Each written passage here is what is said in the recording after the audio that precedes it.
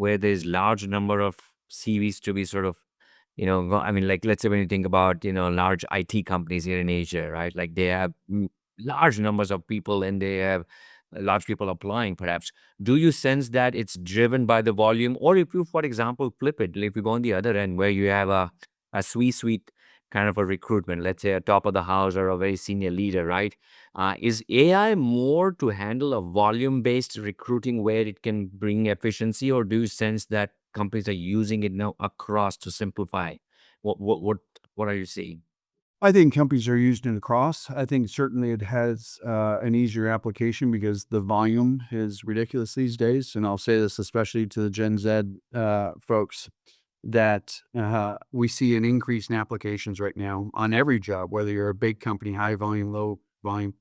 And all of those applications often look solid because a lot of candidates today now will use a chat or a Claude or a Grok or whatever it may be to make sure that their resumes align nicely with the job, that their cover letters look good, that their applications look good. And so just about every application we get now looks pretty solid. So it is more difficult for a human to go through those at volume and distinguish which one deserves the conversation or not. So it is a good application of AI in that sense to help me shortlist this to some extent, help me read between the lines, help me really see what's real and what's not real as best you can. Although AI can trick AI, uh, so that I can have conversations with the right people.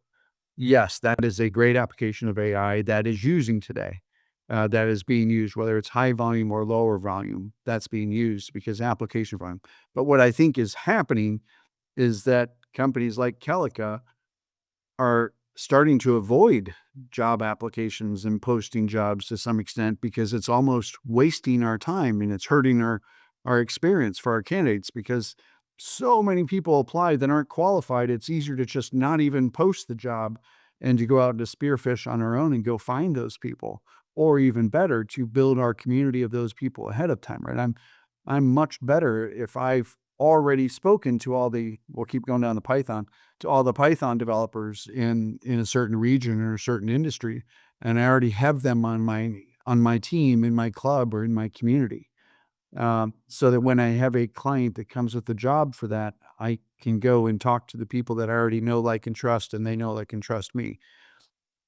All that said, the application of AI is there to sort, but that's a horse race, and that's a really tough place to be. And if you want to get in line with the other 1,000 applications and hope that your resume makes it to the top and that you get to have a conversation, I don't think that's a very good strategy from a candidate's perspective, quite frankly.